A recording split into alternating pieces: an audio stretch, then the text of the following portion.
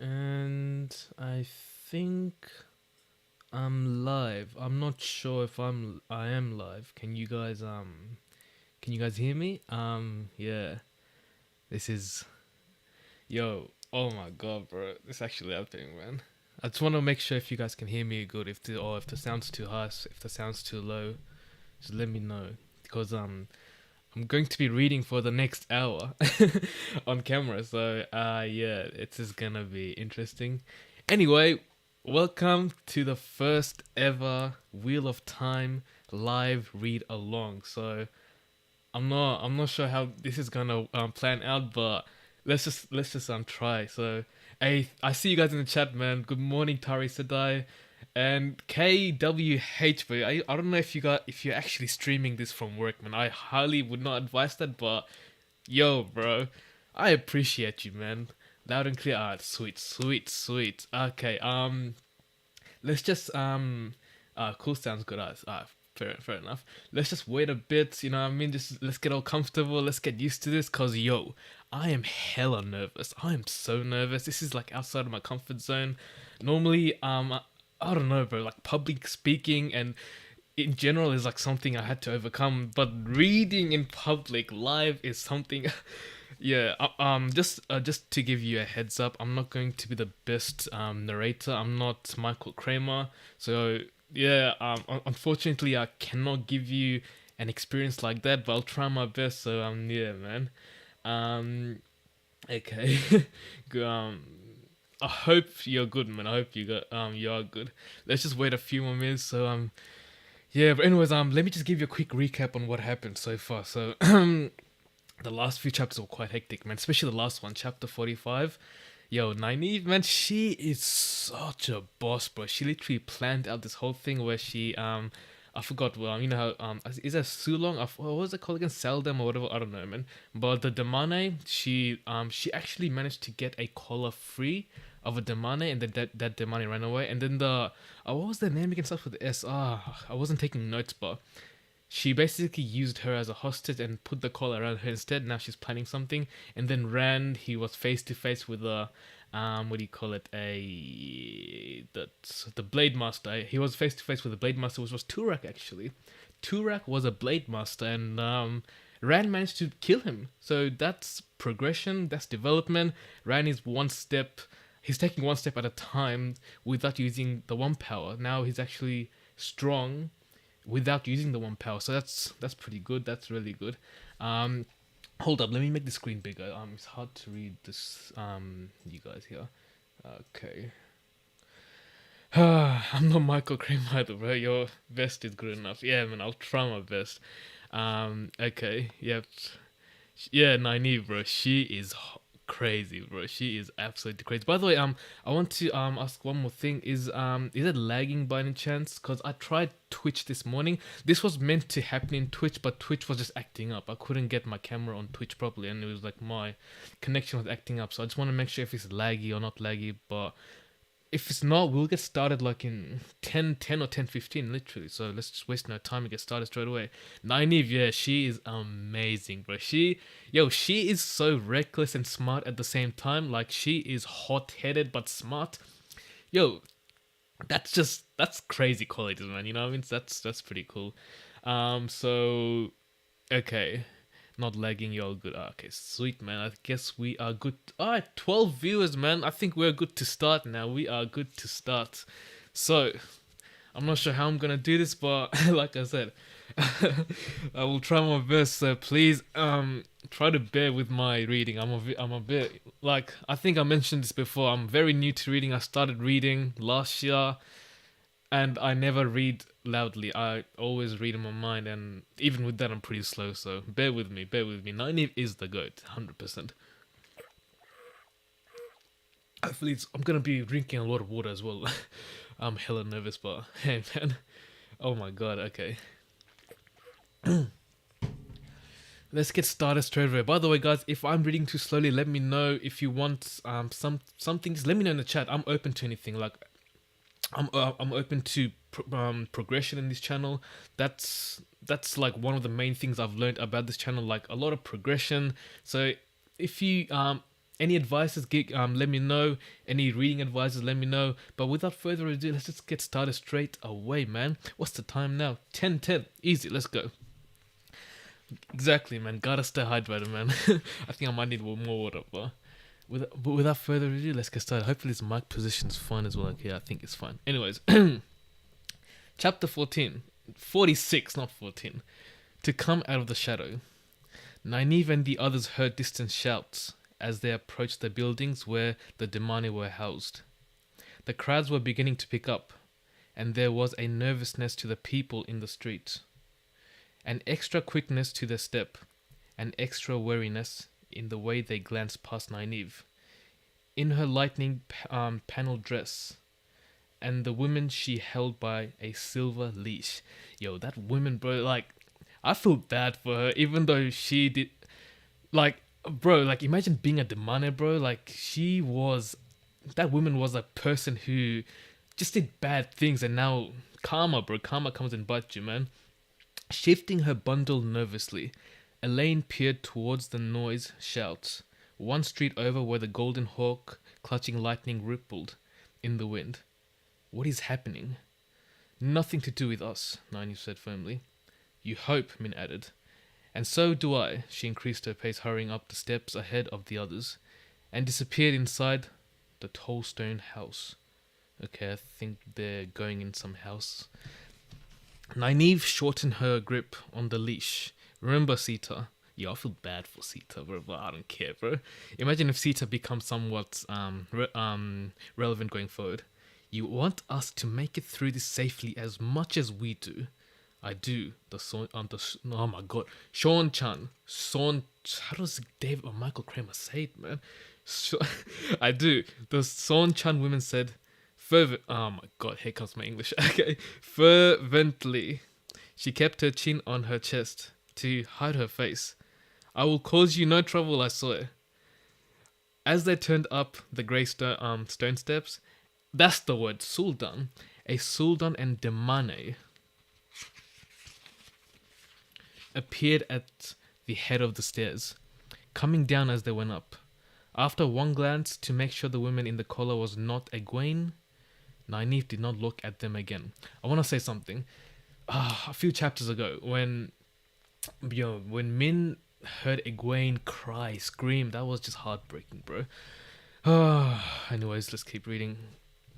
She used the Aedam, the thingy, to keep Sita close by her side.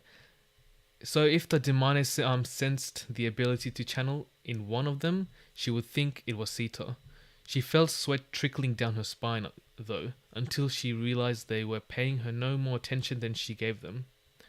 All they saw was a dress with lightning panels and a grey dress, a woman wearing them, linked by a silver length of an Adam. Just another leash holder with a leashed one, and a local girl hurrying along behind with a bundle belonging to their Sultan. So I think they're in the place where they're keeping all the Demane. Oh my god, reading aloud. I have to actually pay attention now, okay? Nynaeve pushed open the door, and they went in. Whatever the excitement beneath Turak's banner, it did not extend here, not yet. There were only women moving about in the entry hall, all easily placed by their dress. Three grey dressed Demane, with Sultan wearing the bracelets. Three with Sultan. Okay, fair enough. Okay, two women in dresses paneled their forked lightning stood talking, and three crossed all alone. Four dressed like men in plain dark woolens hurried on their way with trays. I think they're like servants then. Min stood. Oh my god. There's the first cough. There's the first one. Okay. Expect more of that. Min stood waiting down the entry hall when they went in. She glanced at them once, then started deeper into the house.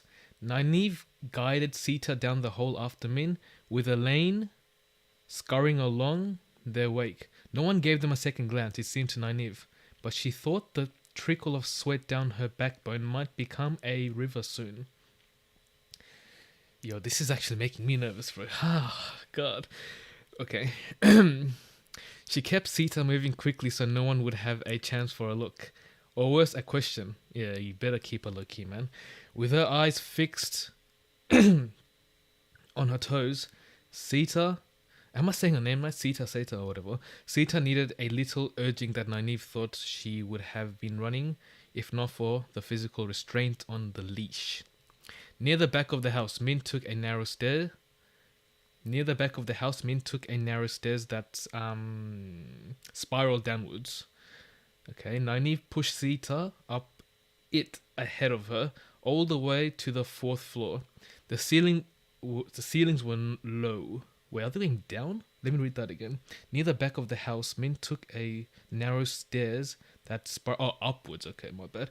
Nynaeve pushed Sita up it ahead of her, all the way to the 4th floor. The ceilings were low there, the halls empty and silent except for the soft sounds of weeping. Weeping seemed to fit the air of the chilly halls. This place, Elaine began, and shook her head. It feels... Yes, it does, Nynaeve said grimly. She glared at Sita, who kept her face down. A pallor of fear made the oh my god.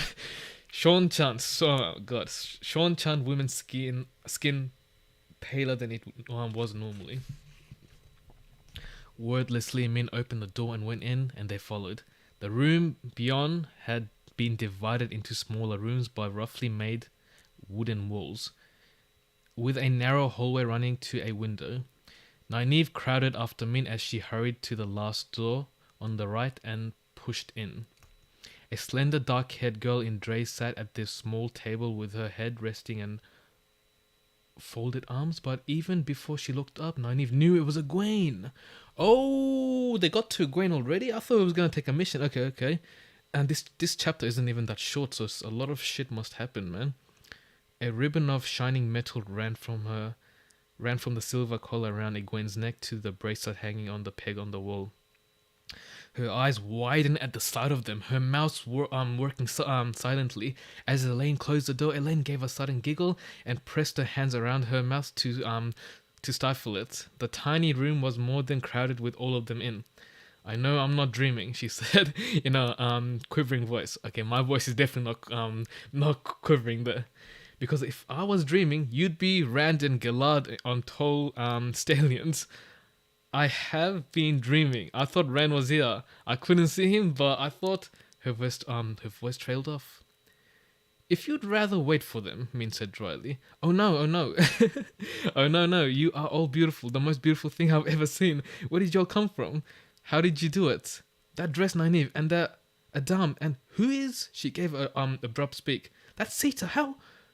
Her voice hardened so that Nynaeve barely recognized. Hey, Egwene, you gotta understand one thing. Nynaeve is on a different level. She is like on a different league, man. That's how she then exclaimed. What could they do to make you want something like that? Egwene never took her eyes off the Sean Chan. Oh my god, it's lagging, isn't it? Is it lagging? Oh, I really hope it's not lagging. I saw something. No. Hold up. Guys, let me know if it's lagging. I really hope it's not lagging. Oh my god. I knew this would happen. Can you guys still hear me? If you guys can you guys still hear me? Hopefully it normally okay.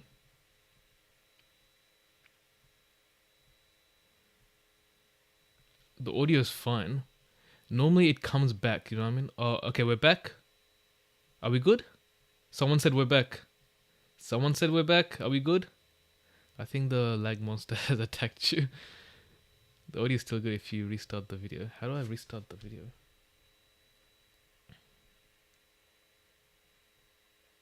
Well, the video is lagging. It's good again right now. Is it good again? Just everyone confirm if it's good. I hear and see you. Okay, we hear you. Okay, let's start reading. Where we up? Damn, you guys actually sticking around. 20 viewers. That's mad, bro. 20 live viewers. Hey, yo, this chapter must be that crazy for you guys to stick around, man. Okay, I'm gonna read now. Okay, let's continue. Just I'll check once in a while to make sure everything's fine. But yeah, just bear with me for now. Let me drink a bit of water. I'm getting a bit nervous. You know what I mean? My apologies about this. Something I can't control. So yeah, thank you for your patience. Okay. Let's just start from here. What have they done to you? Elaine exclaimed. What could they do to make you want something like that? Egwene never took her eyes off the Sean Chan woman. I would like to make her feel it. That's what she did to me. Make me feel like I was neck deep in. She shouted. You do not know what it is like wearing one of these, Elaine. You don't want. You don't know what they can do to you. I can never decide whether Sita is worse than Rena, but they're all hateful. I think I know, Nynaeve said quietly. She could feel the sweat soaking Sita's skin, the cold tremors that shook her limbs. The yellow-haired Sean-chan was terrified. It was all she could do, not to make Sita's terrors come true. Then and there. Yo, I'm getting... Oh my god, how much page does... I have a bad habit of always doing this. Oh my god, we've got a lot of pages to cover. Let me take a water break. Hey, Abdurrahman, bro, how's it going, bro? What the heck? Nah, relax, bro. There's no way Nia is as good as the commentary from the audiobook. No way.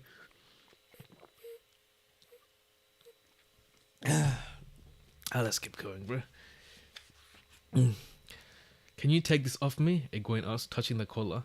You must be able to, if you can put it... Yeah, actually, that's true. I didn't even think of that. I didn't even take it off her. Can you take... Or maybe she was just lucky. I'm not sure. Let's just find out. Oh my god, here comes it again. I should really be prepared for this, man. You must be able to, if you could put that one on. Nynaeve channeled a pinpoint... Oh! Nynaeve channeled a pinpoint trickle. The collar on Egwene's neck provided anger enough, and if it had not, Sita's fear, the knowledge of how deserved it was truly, and her own knowledge of what she wanted to do to the women, would have done it. The collar sprang open and fell from Egwene's throat. With an expression of wonder, Egwene touched her neck. Yes, let's go. Oh my god, that was... Oh my god. Yo, Egwene being a Demani was so heartbreaking, bro. Well, now that's over. Wow, this is happening very quickly than I had expected. I thought Egwene would lose her collar by the end of the chapter, but wow, okay. Oh my god, it's coming again. I promise you, I do not have COVID, bro. I don't know. Just when I'm nervous, I tend to cough a lot. Oh, okay, let's go. Put on my dress and coat, Nynaeve told her. Elaine was already unbundling the clothes on the bed. We will walk out of here, and no one will even notice you. She considered holding her contact with Saidar. She was certainly angry enough, and it felt so wonderful, but reluctantly she let it go. There was the one place in Folma where there was no chance of a Suldam and a Demana coming to investigate if they sent someone channeling, but they would certainly do so if a Demani saw a woman she thought was a Sultan, with a glow of channeling around her. I don't know why you aren't gone already, alone here. Even if you could not figure out how to get that thing off you, you could have just picked it up and ran. I don't think it's that easy. As Min and Elaine hurried to help her change into Nynaeve's old dress, Egwene explained about moving the bracelet from where a Sultan left it, and how channeling made her sick unless a Sultan wore the bracelet. Yeah, I'm interested to learn more about that, to be honest, like how... Because I know that's an ancient Aes Sedai made that thingy-majiggy, do you know what I mean? That Adam or whatever it's called. Just that morning, she had discovered how the collar could be opened without the power.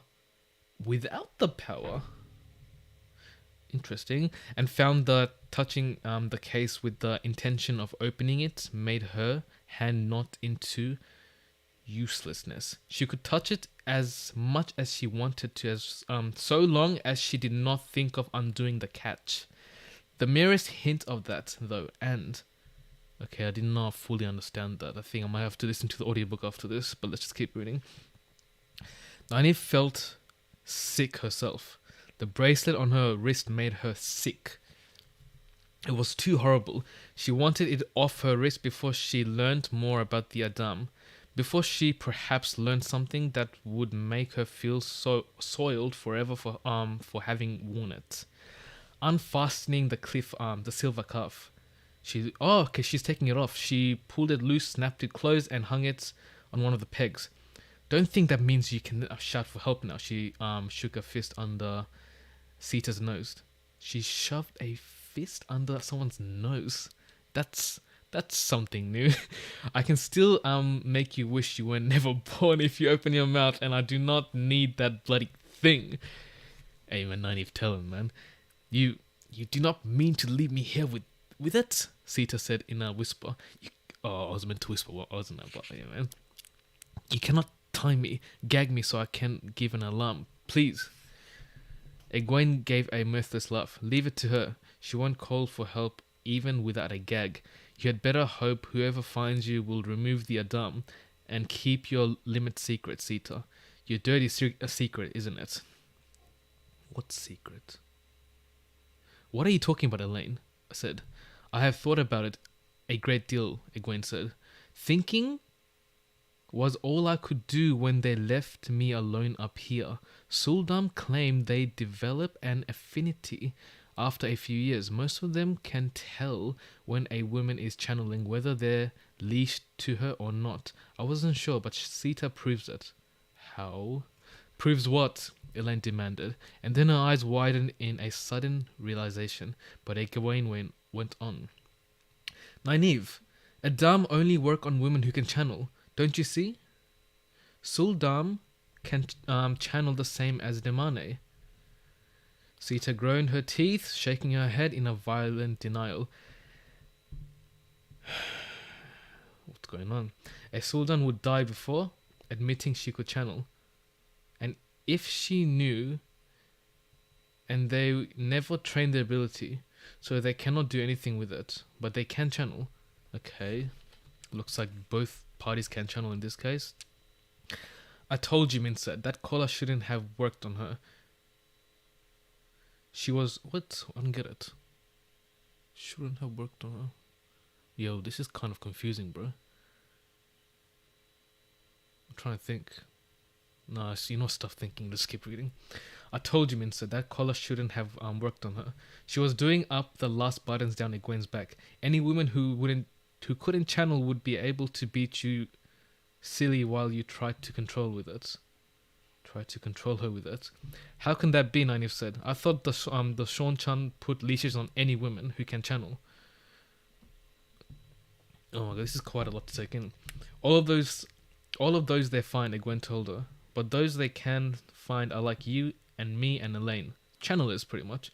We were born with it, ready to channel, whether anyone taught us or not. But what about Sean-chan girls who aren't born with the ability? Huh? But who can be taught? You can be taught to channel the one power? Okay. Not just any woman to become a leash holder. Rena thought she was being friendly telling me about it. It is apparently a feast day in Sean-chan villages when the Sultan come to test the girls. They want to find any like you and me and leash them, and they let all the others put a bracelet to see if they can feel what the poor woman in the collar feels. Wait, so does that mean that's the Sultan, they cannot, we'll discuss this after. We'll have a discussion after this chapter. I've got a lot of questions right now. Those who can are taken away to be trained as Sultan. Wait, hold on. Let me read that part again.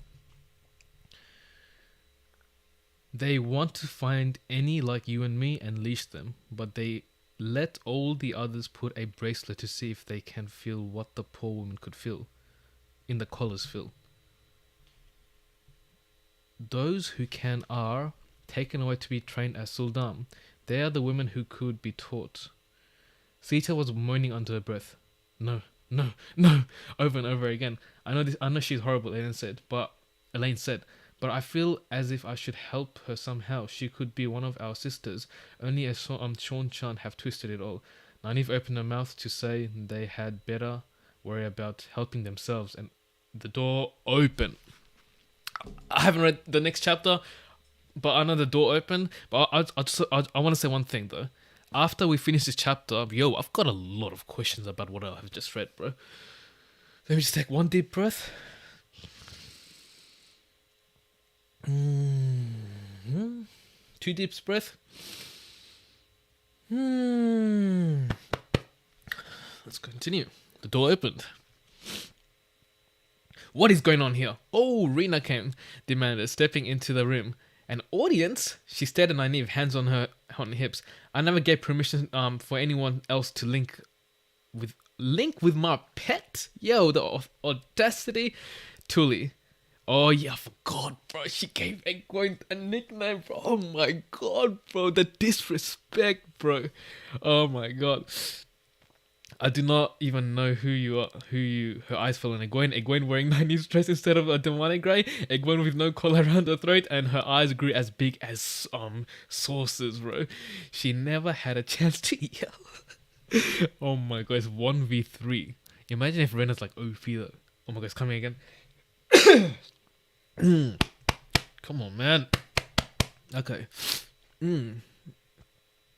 Before anyone else could move, Egwene snatched the picture from her. Oh my god, the picture, bro. I remember she wanted to use the picture before. Snatched the picture from her wash hand and smashed it into Rena's midriff. What the heck is a midriff? Let me just quickly Google that, man. What's a midriff? My vocabulary, as you clearly can see, is not the best. Midriff, what is it? A region of the front of the body between chest and waist. Oh, okay, it's like the stomach then, yeah, like the belly. Okay, what was I up to again? Smashed it into Rena's midriff. The picture shattered, wash stand and smashed into Rena's. Oh, what the heck? I read that again. Shattered, and the Sultan lost all her breath in a gurgling gasp and doubled over. As she fell, Egwene leaped on her with a snarl. Yo, what the heck? She's like a predator, bro. Rightly so. Oh my god, rightly so. Shoving her flat, grabbing for the collar she had worn, where it lay on the floor, snapping it around the other woman's neck. Yo, Egwene going crazy, bro. With one jerk on the silver leash, Egwene pulled the bracelet from the peg and fitted it to her own wrist.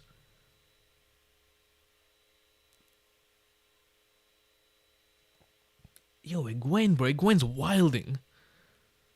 Okay, well, I did not expect this from Egwene, but hey, man, you gotta do what you gotta do, bro. Oh my goodness, bro. Her lips were pulled back from her teeth. She's like a tiger, bro. God damn, bro. Her eyes fixed on Rena's face with a terrible concentration. Kneeling on the Sultan's shoulders, she pressed both hands over the woman's mouth. Rena gave a tremendous convulsion and her eyes bulged in her face. Hoarse sounds came from her throat, screams held back by Egwene's hands. Her heels drummed on the floor. Egwene's going wild, bro. What the fudge? Yo, bro. Hey, man, Egwene for the Dragon Reborn, bro. She's going mad, bro. She is going mad. Stop it, Egwene. Nynaeve grabbed Egwene's shoulder, pulling her off the other woman. Egwene, stop it! This isn't what you want. Rena lay grey-faced and panting, staring widely at the ceiling. Suddenly, Egwene threw herself against Nynaeve. Oh yeah, that's sad, bro. That's really sad. Sobbing raggedly at her breast. She hurt me, Nynaeve. She hurt me. They all did. They hurt me and hurt me until I did what they wanted. I hate them. I hate them for hurting me. Well, I hate them because I couldn't stop them from making me do what they wanted. I know, Nynaeve said gently. She smoothed Egwene's hair. It is alright to hate them, Egwene. It is. They deserve it. But it isn't alright to let them make you like they are. That's true. How much pages do we have left? We're not even close at the end. Well, yeah, that's kind of sad, bro. Not gonna lie. That's quite sad. Sita's hands were pressed on her face Rena touched the collar at her throat, disbelievingly with a shaking hand. Egwene straightened, brushed her tears away. I am not like them. She almost clawed the bracelet off her wrist and threw it down. I'm not, but I wish I could kill them. They deserve it. Min was staring grimly at the two Sul'dan. Hey man, now you guys are demane, but you ain't no Sul'dan anymore. Rand would kill someone who did a thing like that, Elaine said. Yo, Elaine really likes Rand. She keeps mentioning Rand and stuff. I mean, they all like Rand. Hey man, Rand, bro. Rand is he's like the human Ogier, bro. He's like the human Ogier of Loyal. He's like a human version of Loyal. What was up to again? She seemed to be steeling herself. I'm sure he would. Perhaps they do, Nynaeve said, and perhaps he would. But men often mistake revenge and killing for justice. They seldom have the stomach for justice. She had often sat in a judgment with the women's circle. Sometimes men came before them thinking women might give them a better hearing than the men of the village council. But men always thought they could sway the decision with a elegance or pleas for a mercy. The women's circles gave mercy where it was deserved, but justice always, and it was the wisdom who pronounced it. She picked up the bracelet Egwene had discarded and closed it. I would free every woman here if I could and destroy every last of these, but since I cannot, she slipped the bracelet over the same peg that held the other. Good job. Then addressed herself to the Sul'dan, not leash holders any longer. She told herself, perhaps if you are very quiet, you will be left alone here long enough to manage to remove the collars. The will weaves as the will wills, and it may be that you've done enough to counterbalance the evil you have done. Enough that you will be allowed to remove them. If not, you will be found eventually, and I think whoever finds you will ask a great many questions before they remove those collars. I think perhaps you will learn at first hand the life you have given to the other women. Facts, bro. That is justice. She added it to the others. Oh my god, bro. Never knew that reading could take so much out of me, bro. Oh my god, bro. Ha ha ha ha. 37 of you guys are still here. That's kind of crazy, man. Okay, let me just take a few deep breaths. Like I said, I'm just not used to reading loudly, bro. It actually takes a lot out of you, man. Okay. Okay. No, it's coming in. Oh, let's go. Whew. Okay. Rena wore a fixed stare of horror. Sita's shoulders shook as she sobbed into her hands. Yeah, that's what you guys were doing to the other girls, bro. You guys kind of deserve it, man. Nynaeve hardened her heart. It is justice, she told herself. It is. And herded the others out of the room. You know what? I thought all of this would happen in the whole chapter, but now we're not even halfway. Are we even halfway? How much pages? Oh my god, I barely read any pages, bro. Okay, let me see how much pages. 1, 2, 3, 4, 5, 6, 7, 6.5 pages to go. Whew. Okay. More water.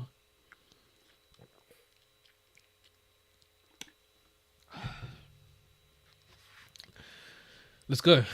No one paid any attention to them going out than they had coming in. Really? Nynaeve supposed she had the Sul'dan dress to thank for that, but she could not wait to change into something else, anything else. The dirtiest rag would feel cleaner on her skin.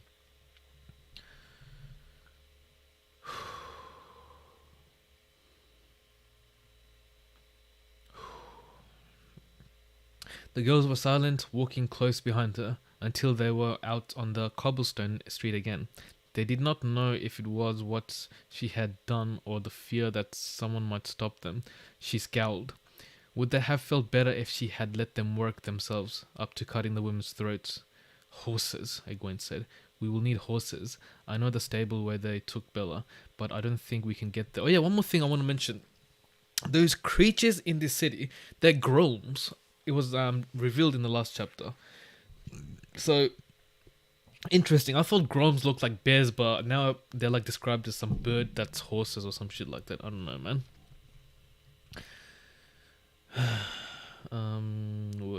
Okay. We have to leave Bella here, Nynaeve told her. We are leaving. No, don't leave Bella. Don't leave Bella. Don't leave Bella. Don't even think about that. But I don't think we can get to her.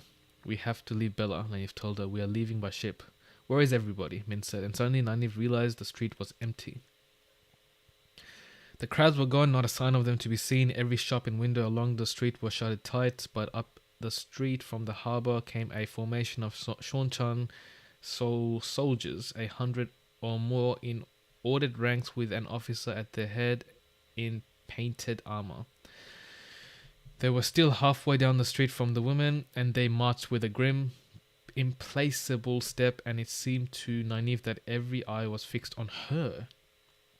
That's ridiculous. I can't see their eyes inside the helmets, and if anybody had given an alarm, it would be behind us. She stopped anyway.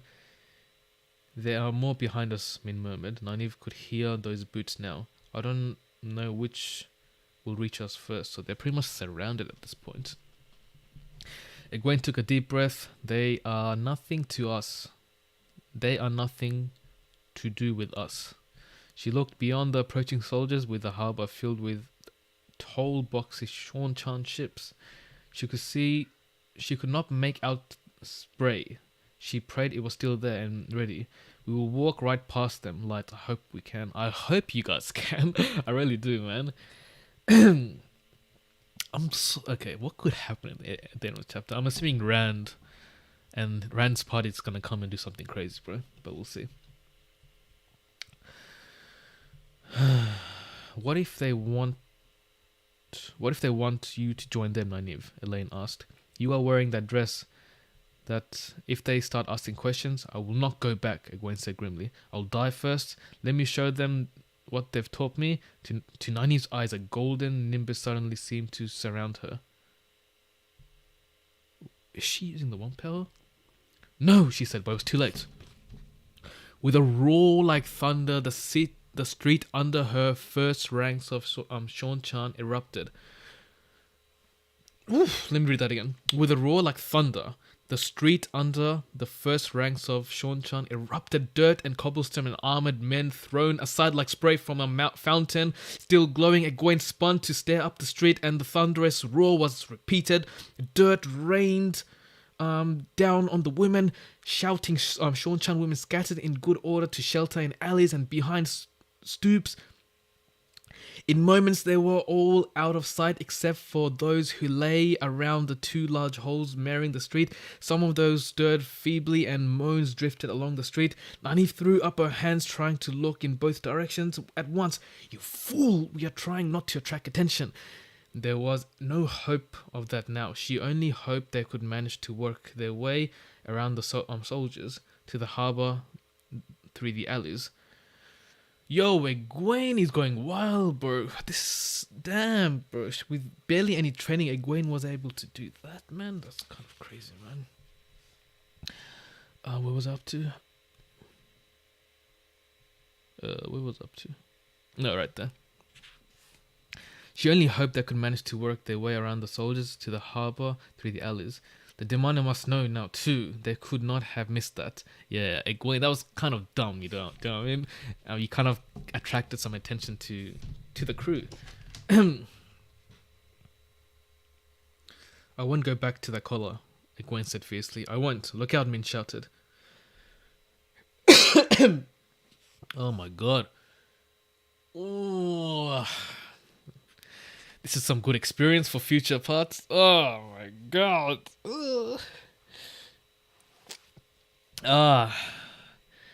Okay. I really need to be more prepared for any future read-alongs, bro. Okay. Yeah, where was I up to again? Look out, Min shouted with a shrill whine. A fireball. Who summoned a fireball? Okay, before I read, I'm gonna guess Rand. Well, okay, Rand's here. Or okay, I don't know. With a swirl wine, a fireball as big as a horse arched into the air over the rooftops and began to fall. Oh, okay, it's probably the Demanis then. Directly towards them. Run! Nynaeve shouted and threw herself into a dive towards the nearest alleyway between two shuttered shops. She landed awkwardly on her stomach with a grunt, losing half her breath, and a fireball struck. Hot wind washed over her down the narrow passage. Gulping air, she rolled onto her back and stared back into the street. The cobblestones they had been standing were chipped and crackled and blackened into a circle 10 paces across. Elaine was crouched just inside another alley. On the other side of the street of Min and Egwene, there was no sign. Nynaeve clapped her hands onto the mass of horror. Where did they go? Elaine seemed to understand what she was thinking. The daughter heir shook her head violently and pointed down the street. They had gone that way. Nynaeve heaved a sigh of relief that immediately turned into a growl. Fool, girl! We could have gotten by them.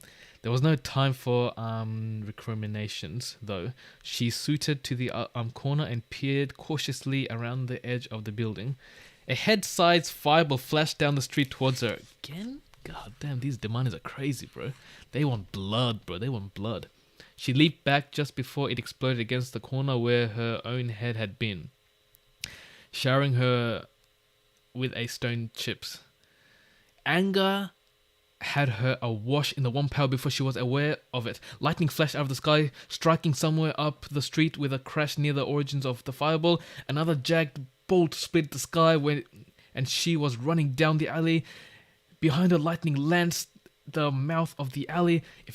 If Damon doesn't have the ship waiting, let us all reach it safely. Oh my god, bro. Now we're into Bail Domon's point of view. Oh, hold on. Let me just take a mental break, bro. Oh, let me just put my bookmark in. I need a break. Just give me a minute or two.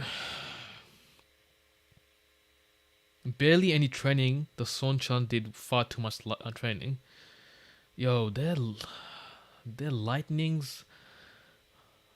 Guys, I'll be back in 1 minute. I just need to cool off. Yeah, let me wash my face. I don't know. I don't know, but I need to wash my face. So give me 1 minute. I'll be back. Give me 1 minute. I'll be right back. But oh my goodness, bro.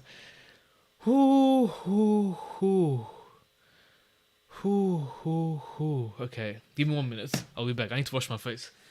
I'll be right back. Wait, let me just turn this thing off.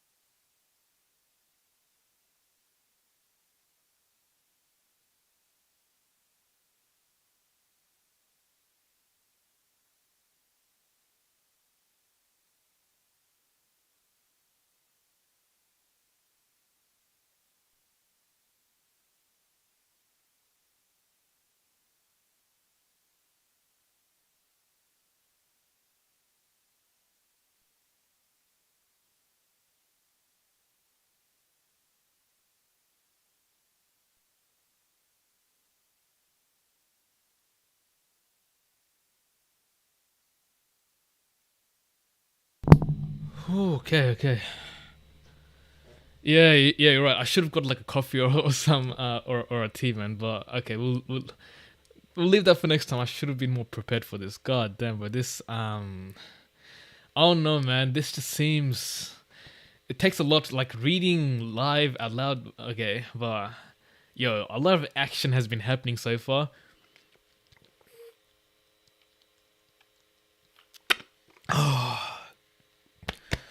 Okay, we're good now. We're good. We're good.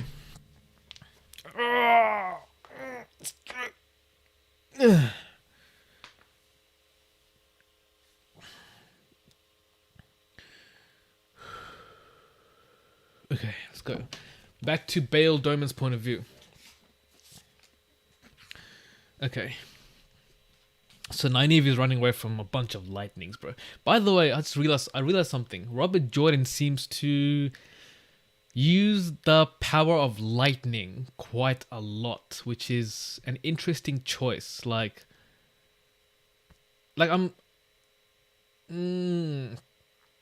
Yeah, that's an interesting choice. He likes using lightning a lot, but yeah, that's kind of irrelevant. But yeah, let's keep going. Oh my god, I thought that would help. You know what I need right now? I need someone to give me a big ass slap on the back, bro. That's what I need, bro. So I need someone to slap me so hard in the back so I can just, I don't know, bro.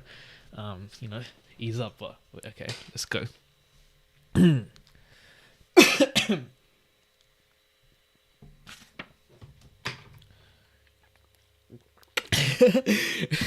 I do be Bale Doman, bro. If you listen to the audiobook, you know, bro. You know, I do be Bale Doman with the accent, bro. Okay, let's go. Bale Doman jerked erect as the lightning streaked across the slate grey sky, striking somewhere in the town. Then again, there do no be enough clouds for that. That's horrible, but yeah, I'm trying, man. I'm trying. Something rumbled loudly in the town, and a ball of fire smashed into a rooftop just above the docks, throwing splintered slates into a wide arc. The docks had emptied themselves of people a while back. Except for a few Sean-chan, they ran wildly, now drawing swords and shouting. A man appeared from one of the warehouses with a groan at his side. Running to keep up with the beasts, long leaps as they vanished into the streets leading up from the water. One of Doman's crewmen jumped for an axe and swung it high over a mooring cable.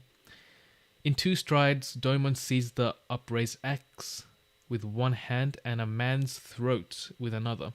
Spray, do stay till I say. Do say sail. Adwin Cole. They're going mad, Captain, Yarin shouted. An explosion sent echoes across the harbour, sending the gulls into screaming circles, and lightning flickered again, crashing the earth into Fulmer. The Damane will kill us all. Let us go while they're busy on one another. They will never notice us till we are gone. I did give my word, Doman said. He wrenched at the axe from Cole's hand and threw it. It clattered onto the deck. I did give my word. Hurry, woman, he said. I Sadai, or whatever you be. Just hurry. That's a very respectable captain, bro. Bornhold point of view. Interesting. Now we have Bornhold. Doman is a good man. He is a good man. A man of his words. Whoa. I saw something. I saw Bornhold in one paragraph and Rand in another paragraph. How much pages? 1, 2, 3, 4. Oh, 4.5 pages. We're so close. 4.5 pages. God, bro, 4.5 pages. Okay, let's read.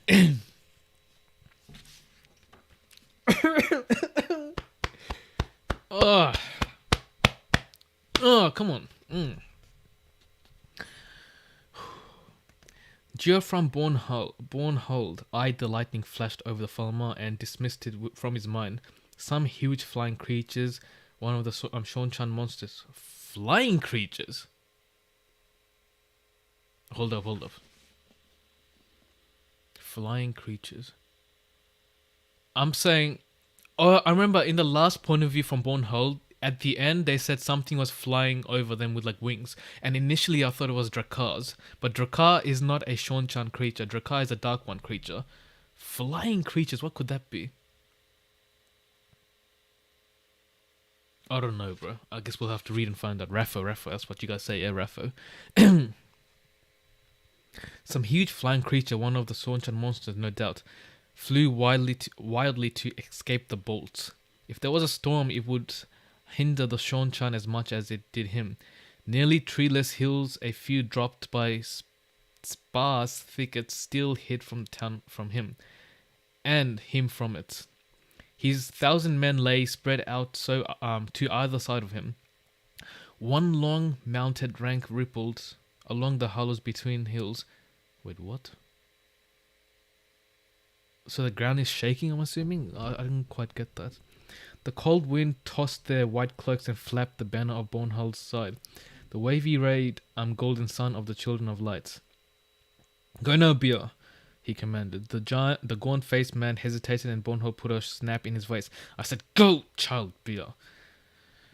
Beer touched hand to heart and bowed. As you command, my lord captain. He turned his horse away, every line of him shouting reluctance. Bornhold put Beer out of his mind. He had done what he could there. He raised his voice. The legion will advance at a walk.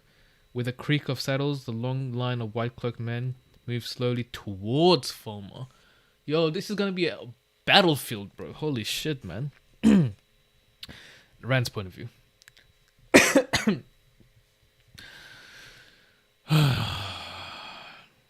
Rand peered around the corner at the approaching Saunchan, then ducked back into the narrow alley between two stables with a grimace. They would be there soon. There was blood crusted on his cheek, the cuts he had taken from Turak burned. There was nothing to be done for them now. Lightning flashed across the sky again. He felt the rumble of its plummets through his boots. What in the name of light is happening? Close, Ingtar said. The Horn of Velia must be saved, Rand. The Horn of Velia must be saved. Yeah, and one more thing. Ingtar is ridiculously obsessed with the Horn at this moment. He's giving me some thoughts about this, you know what I mean? Despite the Saunchan, despite the lightning and strange explosions down the town proper, he seemed preoccupied with his own thoughts. Matt and Perrin and Hirin were down at the other end of the alley, watching another Saunchan patrol. The place where they had left the horses was close now. If they could only reach it. She's in trouble, Rand muttered. Egwene. There was an odd feeling in his head, as if pieces of his life were in danger. Egwene was one piece, one thread of the cord that made his life. But there were others, and he could feel them threatened. Down there, in Fulmer.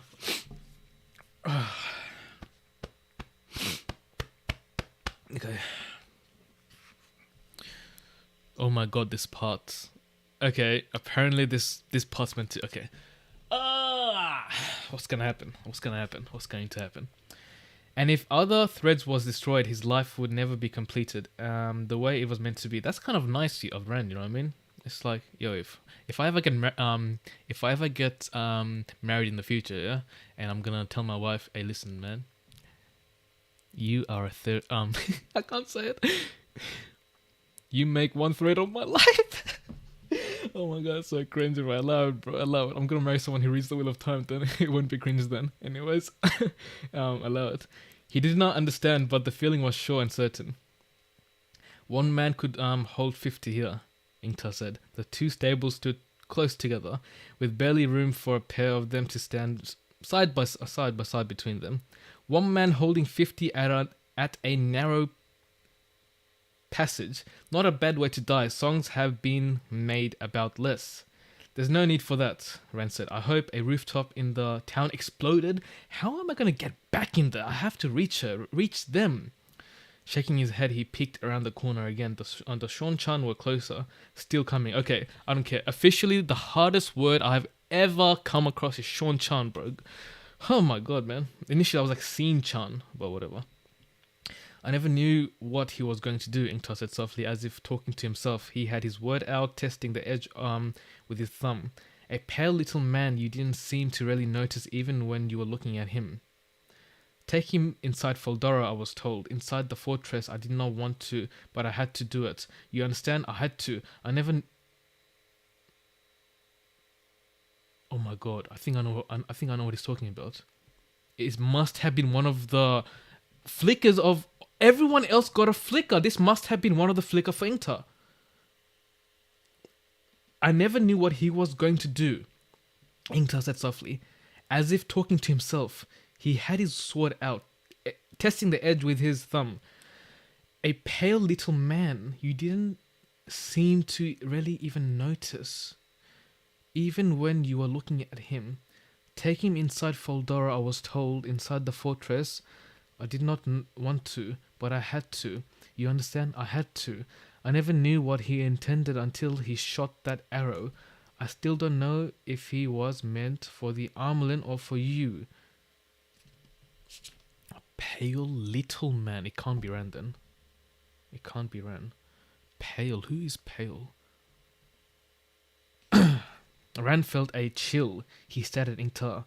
What are you saying? He whispered.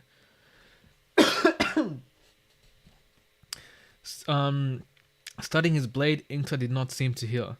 Humankind is being swept away everywhere. Nations fail and vanish. Dark friends are everywhere, and none of these Southlanders seem to notice or care. We fight to hold the borderlands, to keep them safe in their houses, and every year, despite all we can do, the blight advances. All these Southlanders think trolls are myths, and Murdrolls a gleeman's tale. He frowned and shook his head. It seemed the only way. We would be destroyed for nothing, defending people who were not even... We would be destroyed for nothing, defending people who do not even know or care. It seemed logical. Why should we be destroyed for them when we could not... when we could make our own peace? What is he talking about? Better the shadow, I thought.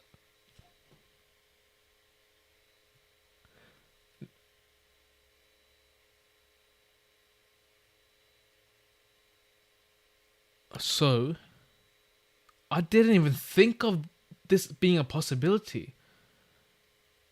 No, wait. Oh my god, I can't think. In one of Inkta's flicker flashbacks, or flickers, he must have been a dark friend. That, I never even assumed that. Holy moly. Better the shadow, I thought, than useless oblivion like Caroline or Hardan, or it seemed so logical then. Ran grabbed Inkta's lapels. You won't make any sense. He can't mean what he's saying. He can't. Say it plain. Whatever you mean, you are talking crazy. For the first time, Inkta looked at Rang. His eyes shone with unshed tears. You are a better man than I, shepherd or lord. A better man, the prophecy said. Let who sounds me think of glory, but only salvation. Let who sounds me think not of salvation. It was my salvation I was thinking of. I would sound the horn and lead the heroes of the ages against Shrael Ghul. Surely that would have been enough to save me. No man can walk so long in the shadow that he cannot come to the light. That is what they say. Surely that would have been enough to wash away what I have been and done. That's why he was so obsessed with the horn, I'm assuming. I don't know why, bro. It's just my chest is feeling heavy, bro. I feel like something really big is gonna happen. Oh, light Inkta. Rand released his hold on the other man and sagged back against the stable wall. I think wanting to know is enough. I think all you have to do is stop being one of them. Inkta flinched as if Rand had said it out. Dark friend.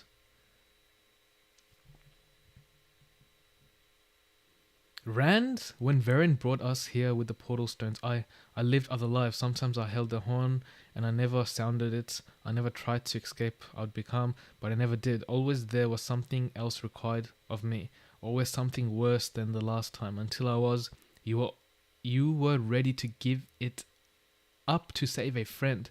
Think not of the glory, O light, help me. Rand did not know what to say.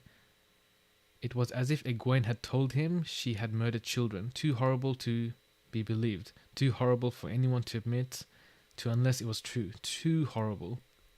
After a time, Inkta spoke again firmly. There has to be a price, Rand. There is a price. There is always a price. Perhaps I can pay it there. Is he going to sacrifice himself? There has to be a price, Rand. There is always a price. Perhaps I can pay it. Inkta, it is every man's right, Rand, to choose when to sheathe the sword, even one like me. Before Rand could say anything, Huron came running down the alley. The patrol turned aside, he said hurriedly, down into the town. They seemed to be gathering down there. Mat and Perrin went on. He took a quick look into the street and pulled back. We'd better do the same, Lord Inkta and Lord Rand. Those bug-headed Saunchan are almost here. Go, Rand, Inkta said. He turned to face the street and did not look at Rand and Huron. Take the horn where it belongs. I always knew that our Amelin should have given you the charge. But all I ever wanted was to keep Shania whole, to keep us from being swept away and forgotten. I know, Inkta. Rand drew a deep breath. The light shine on you. Lord Inkta, the house of Shinowa, and may you shelter in the palm of the Creator's hand. He touched Inkta's shoulder. The last embrace of the mother welcome you home. Huron gasped. Thank you, Inkta said softly, and tension seemed to go out of him. For the first time since the night of the Trollic raid on the Foldara, he stood as he had when Rand first saw him, confident and relaxed, content. Rand turned and found Huron staring at him, staring at both of them. It is time for us to go. But Lord Inkta does what he has to, Rand said sharply. But we go, Huron nodded, and Rand trotted after him. Rand could hear the steady thread of Saunchan's boots, and now he did not look back.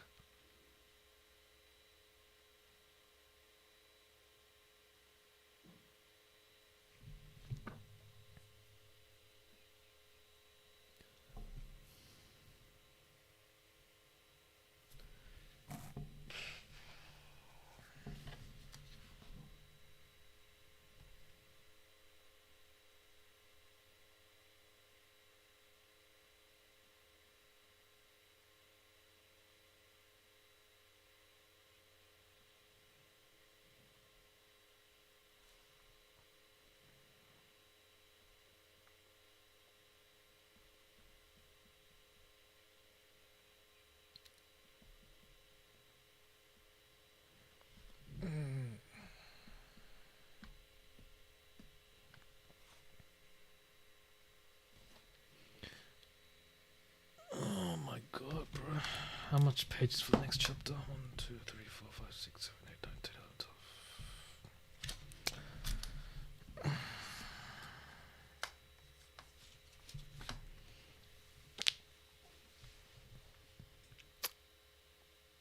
Too much happened in this chapter, way too much.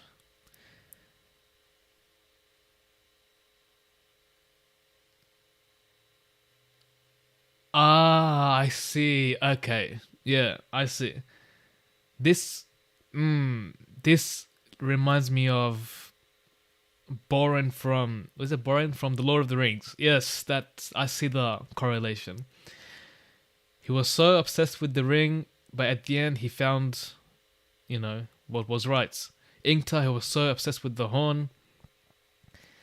That's what it meant. Someone said when you come across the Boren scene, it's yeah. So he's gonna take on a whole. Oh my god! You know what's annoying? I always liked Inkta. I always liked that guy. Like he was always what do you call it? He was ready to take on whatever. That's the one, bro. Oh my god, bro. My bad, bro. The stream it might maybe a bit laggy, but yeah.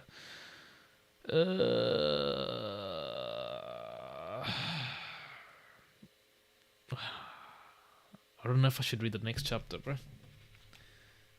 Is the next chapter worth reading? I don't know, man. Oh my god, bro.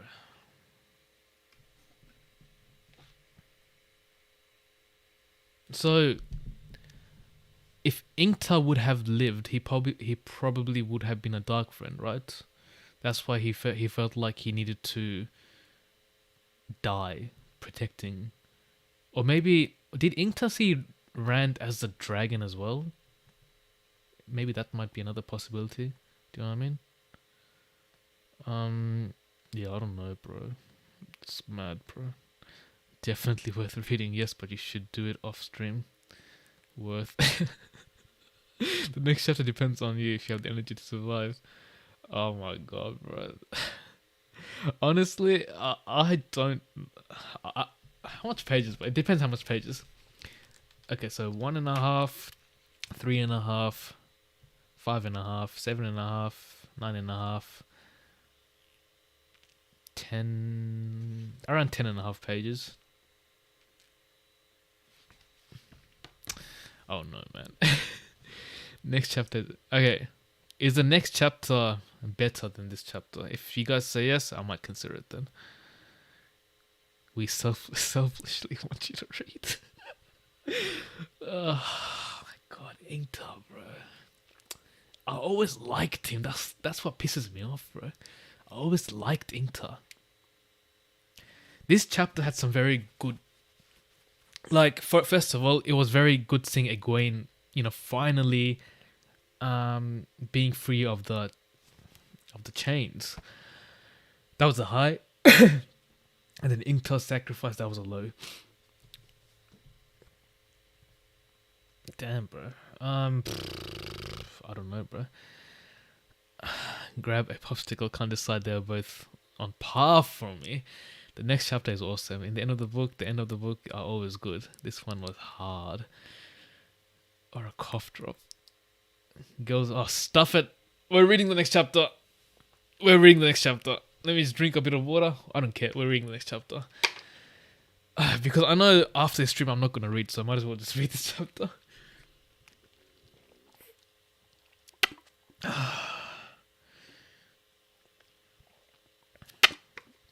I hate you guys, bro. I don't like you guys. Can't believe I'm actually gonna read the next chapter. It took us like over an hour to read one chapter, but that chapter was quite long. So, okay. Looks like we're reading the next chapter now. I just wanna see how long it is on Audible, because I normally decide how long they are. Okay. Oh, on Audible it's shorter than the previous chapter, 6 minutes shorter, so it should be faster. We love you too. I don't like you guys, bro. I don't like you guys, bro. Remember that, bro. I don't like you guys. Love Inkta, yeah, bro. Another call and I came to another chapter. Bro, you better get back to work. Everyone, if you guys don't know, KWH, he's currently working and his boss is not at work, so that's why he's streaming through work, bro. Tell this guy to get back to work, man. God damn, bro. Yeah, that's true. This was my idea. But yeah, that's true. This was my idea.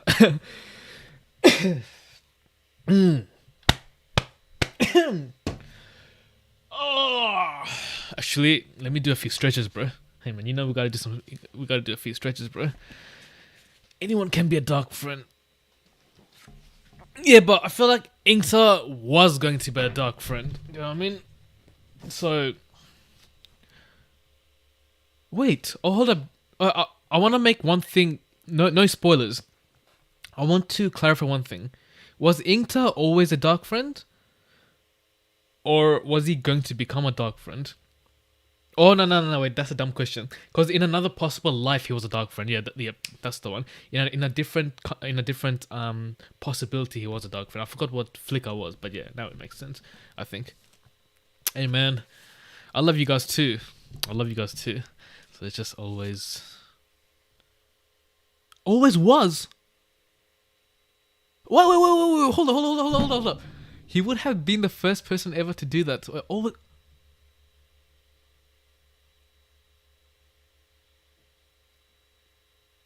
Nah, nah, nah, nah, nah, nah, nah. No, no, no.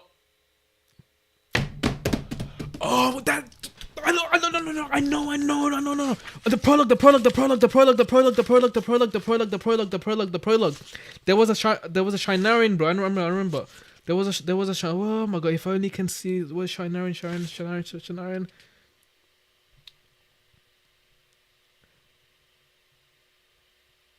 Yep, the man who called himself boss snorted as the Shinarian moved on, right hand clenched and eyes already studying elsewhere for danger. He could read them all to class and country. That must have been him. Is that him?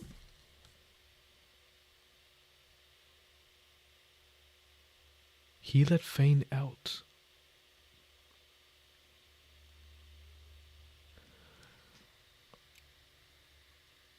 He was in the prologue. He let the assassins into the castle. It was him.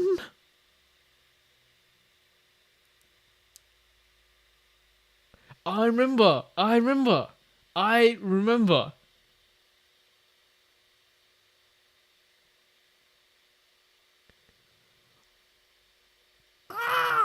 How did I? What? How did I miss that? I thought it was just a different life, like a different flicker of life. In no time, Robert Jordan will have you suspecting everyone of being a dark friend. I did not for once suspect that Inkta was going to be a dark friend.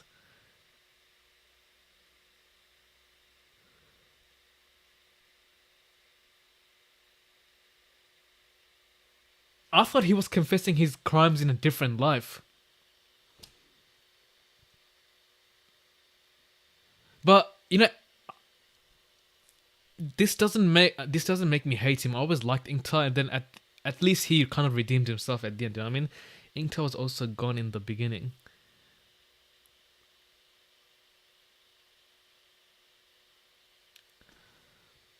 Yo, that's wild. That is wild.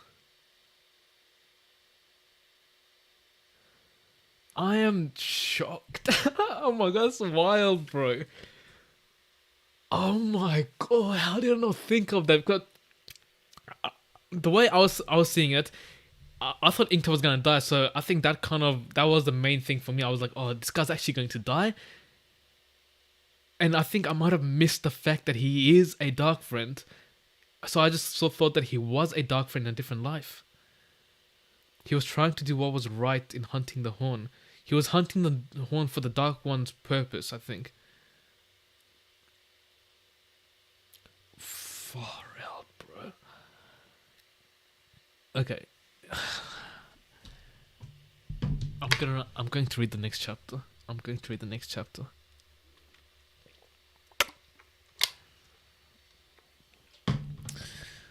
my god, bro, that's wild, bro. That's wild.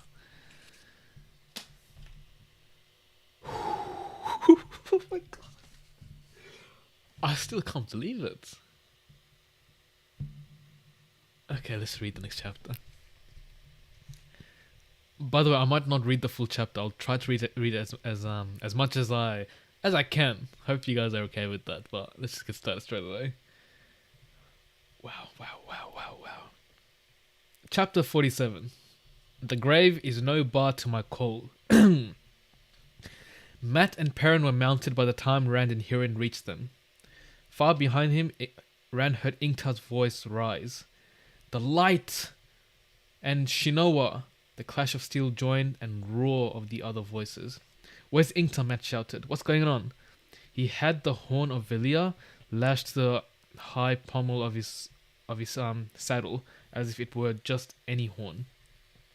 But the dagger was in his belt, the ruby-tipped hilt, tipped protectively in a pale hand that seemed made of nothing but bone and sinew. That's a new word. You can't stop mid-chapter. Oh, we will revolt. Oh, stop it. I hate you guys. Stop it. I'll read the whole chapter.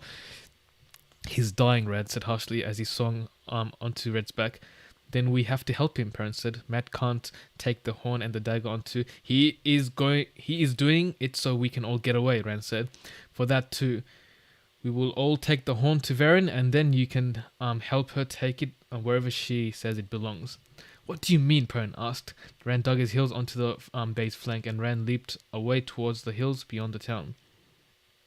The light and Shinoa, Ink's voice soared after him, sounding triumphant, and lightning crashed through the sky in answer. Rand whipped Red with his reins and lay against the stallion's neck as the bay laid out in a dead run, mane and tail streaming.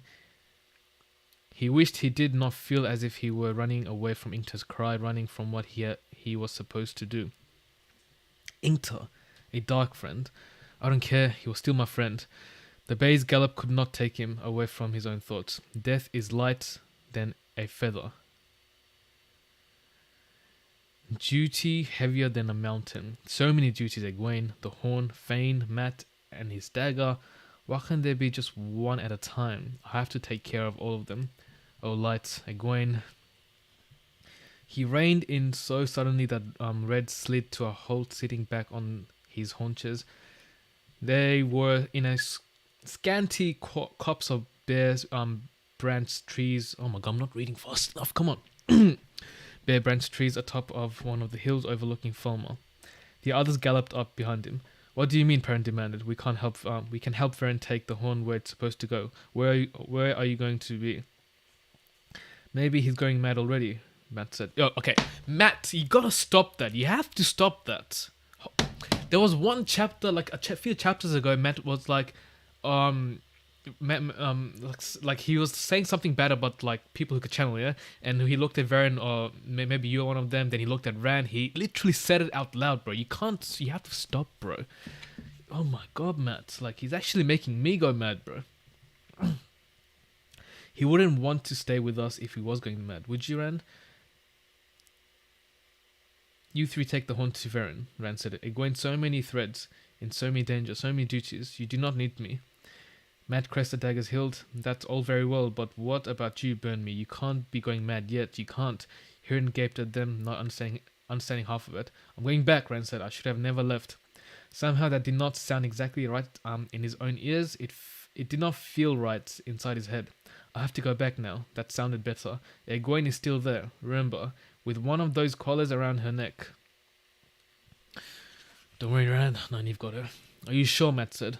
I never saw her. Ah! If you say she is there, then she's there.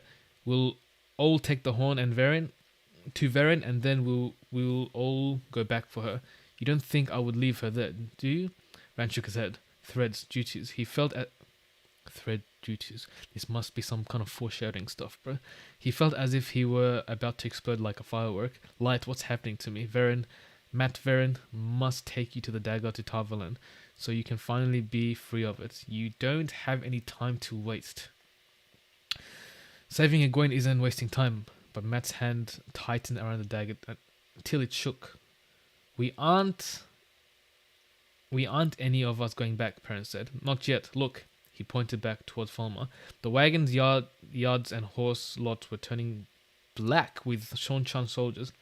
Thousands of them ranks with troops and cavalry riding scaled beasts as well as armored men on horses. Colorful gonfanons marked the officers. Groms dotted the ranks, and other strange creatures almost but not quite like monstrous birds and lizards. Okay, so there's groms and those monstrous lizards and stuff. I don't know. And great things like nothing he could describe. The grey, wrinkled skin and huge tusks. What are these animals, man? At intervals along the line stood Suldam and Demane. Yikes, by the score. Rand wondered if Egwene were one of them. In the town behind the horses, a rooftop still exploded now and again, and lightning still streaked the sky. Two flying beasts with leathery wings, 20 spans tip to tip, 20 spans, soared high overhead, keeping well away from where the bright bolt stands. All that for us, Matt said incredulously. Allow it, bro. Allow it. Who do they think we are? An answer came to Ran, but he shoved it back away. It had a chance to form completely. Before it had a chance to form completely. We aren't going the way. We aren't going the other way either. Lord Rand, Hirin said. White cloaks, hundreds of them. Oh yeah, I forgot about them. Rand wheeled in his horse to look where the sniffer was pointing. A long white cloaked line rippled slowly towards them across the hills. Lord Rand, Hirin muttered. If that lot says an eye of the horn of Velia, we'll never get close to an Aes Sedai. We'll never get close to it again ourselves. Maybe that's why the Shonchan are gathering, Matt said. Hopefully because the White Cloaks maybe doesn't have anything to do with us at all.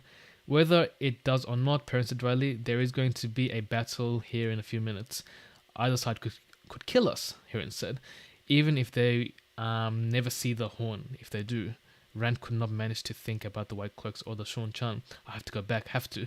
He was staring at the horn of the Velia. He realized they all were curled, golden horn hung at Matt's pommel, the focus of every eye. It has to be at the last battle, Matt said, licking his lips. Nothing says it can't be used before then. He pulled the horn free of his lashing and hooked at them anxiously. Nothing says it can't... Wait, what? Wait, hold on, I didn't get that part. Oh my god, my mind went blank for a second. It has to be there at the Wait, what's there? He was staring at the horn of Velia. He realized they were all... The curled golden horn hung at man's pommel, the focus of every eye. It has to be there at the last battle, Matt said, licking his lip. Nothing says it can't be used before them. They're planning to use the horn here? He pulled the horn free of his lashing and looked at them anxiously. Nothing says it can't. No one else is saying anything. Rand did not think he could speak. His own thoughts were too urgent to allow room for speech. Have to go back? Have to go back? The longer he looked at the horn, the more urgent his thoughts became. Have to? Matt's hand shook as he raised the horn of Velia to his... What the... Matt's gonna blow the horn. I called... Oh my god. Oh no, hold on. I'm not gonna say anything, but... In one of my predictions, I did say Matt is going to be linked to the horn. Did I not? Did I not say that? If you guys are long-time watchers, you know I predicted that. It is a clear note. Ah! He blew the horn! He blew the horn! He blew the horn! He blew the horn! Matt blew the horn! What? I called it! I called it! I called it! I called it! I called it! I called it! I called it! I called it! Oh my god! I called that! Oh my god! Ooh, I called it, but I completely forgotten about that. You know what I mean? So you totally did. I remember exactly. I remember because do you know why? Remember in the Eye of the World, yeah, Min's prophecy with Matt. There was a horn there, so that means Matt has a whole army behind him. Yeah, from Min's being. I remember, bro. I feel so good about that right now, bro. Oh my god, bro. I feel amazing about that, bro. Holy... I never thought... Oh my god, this is so good.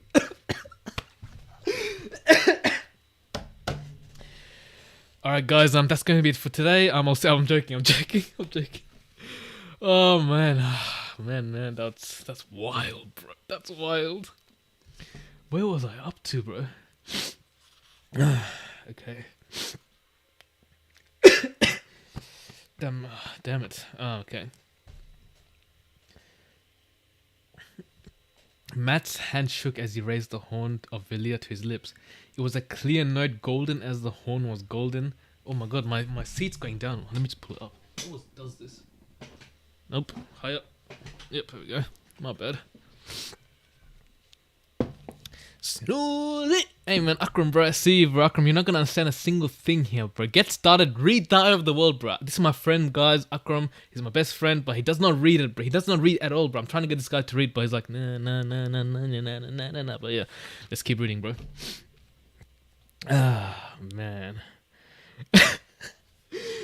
I'm a bit concerned this book might kill me. Nah, honestly, with the prediction of Matt blowing the horn, I thought it was like a very slim chance. I was like, yeah, maybe this could happen, but I never thought it being a possibility. I thought there's like a 5% chance of it actually happening, you know what I mean? That's why I'm very hyped.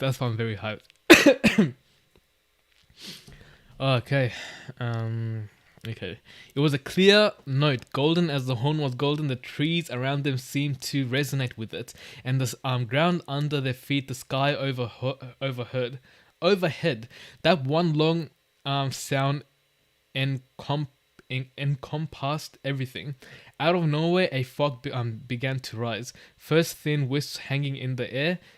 Out of nowhere, the fog began to rise. First thin wisps hanging in the air, then thicker billows and thicker until it blanket the land like clouds. So it's like misty. Wow. I could end the chapter here. I could end the video here. I feel like this is like a good ending, but okay, one, 2, 3, 4, 5, 6, 7, 8 pages. That's doable. 8 pages is doable. Wow. I actually called it, bro. I'm still shook, bro. Like, this feels better than calling than Ran was the Dragon Reborn. Even though Ran was kind of obvious. I was very sure. Wow, I never thought this day would come. Me predicting something this big, bro. Okay, actually, I need to stop. I need to stop. Relax. No,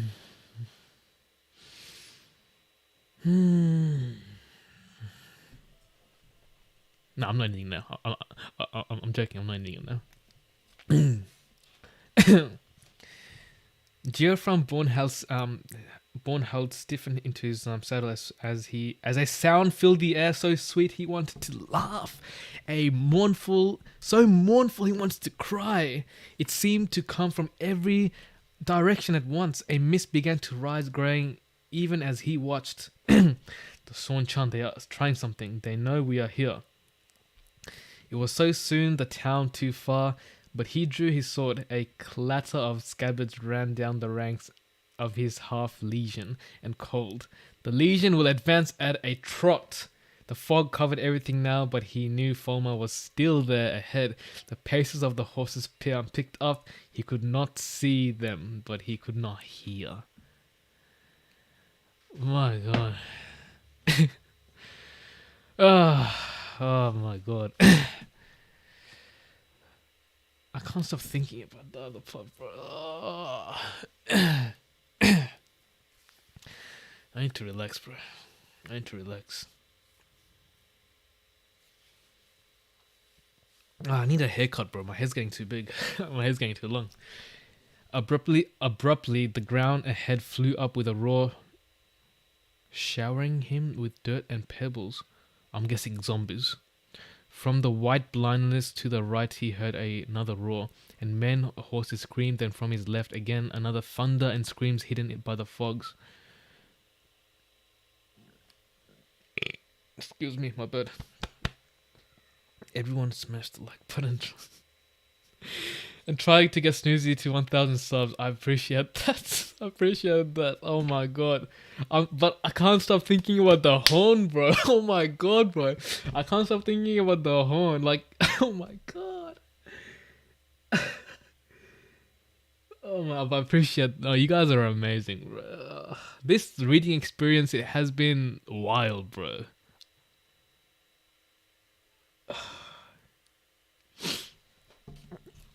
The legion will charge. His horse leaped forward as he dug in his heel, and he heard the roars as the legion, as much of it as still lived, followed. Thunder and screams wrapped the whiteness. His last thought was regrets. Bia would not be able to tell his son, Dane, how he had died. Damn, Bornholm's gonna die? I thought he was gonna play like bigger roles in the future. Interesting. I gotta go, guys. Time to drive home. I'll be watching this on.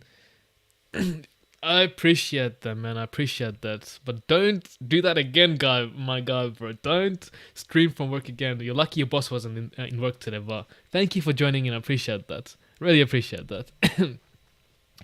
Rand could not see the trees around them any longer. Matt had lowered the horn, eyes wide in awe, but the sound of it still rang in Rand's ear. The fog hid everything in rolling waves as white as the finest bleached wool, and yet Rand could see. He couldn't see, but he was mad. Fulma floated somewhere beneath him. It it landward border black with sunshine ranks. Lightning rippled its street. Farmer hung over his head, where white cloaks charged and died as the earth opened. As the earth opened in fire beneath the horses. Hold up, what's happening? I need to read the whole paragraph again. Rand could not see the trees around them any longer. The trees are gone? Matt had lowered the horn, eyes wide in awe, but the sounds of it still rang in Rand's ear. The fog hid everything in rolling waves as white as the finest bleached wool. Yet Rand could see. He could see, but it was mad. Fulmer floated somewhere beneath him. Its landward border black with sunshine ranks, lightning rippled its street. Fulmer hung over its head, where their white cloaks charged and died as the earth opened in fire beneath their horses' hooves. Men ran about the deck of tall, square ships in harbour, and on one ship, a familiar ship, fearful men waited. He could even recognize the face of the captain, Bail Doman. He clutched his head with both hands.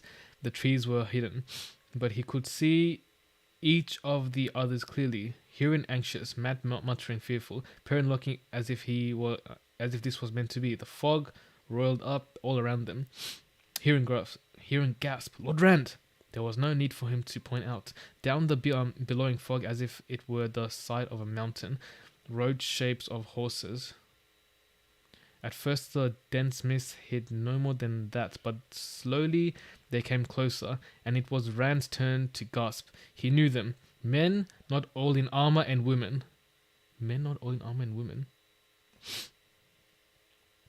Their clothes and their weapons. Oh, that must be the army.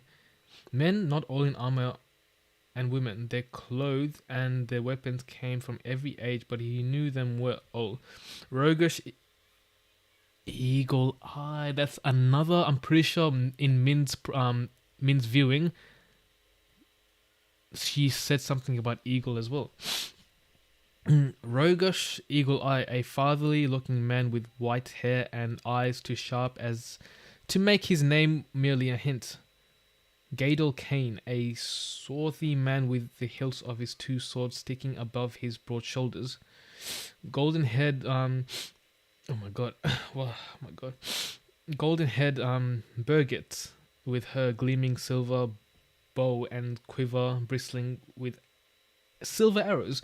More, he knew their faces, knew their names, but he heard 100 names when he looked at each face, some so different he did not recognize them at all. He thought he knew they were.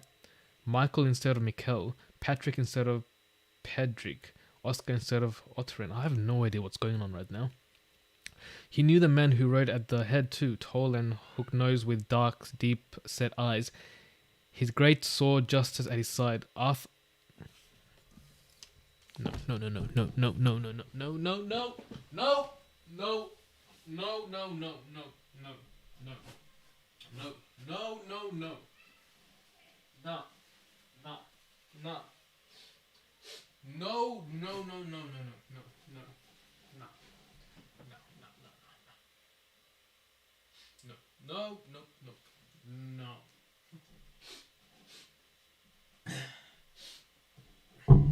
You're not gonna fool me, Robert Jordan. Like I must have misread something. I know I misread something. I know I misread something. Oh my god! I know I misread something. I know I misread something. I know I misread something.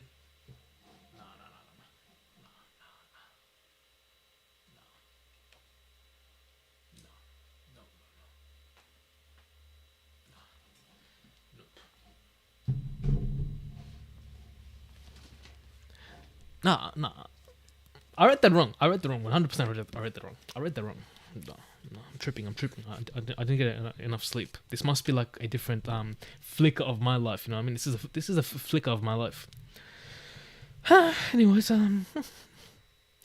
he saw his great sword just at his side. Arthur Hawkins.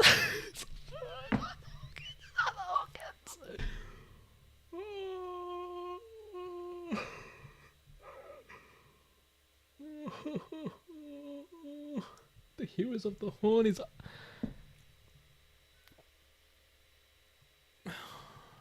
Wait, so the Sean Chan people are not Arthur Hawkins' army? Isn't that bad? I don't know if that's a good or bad thing. Because Arthur Hawkins is gonna kill every Aes Sedai now. Not kill, he's gonna do bad things probably. Or maybe they all serve Matt now. Yeah, they all do serve Matt. I don't know, bro.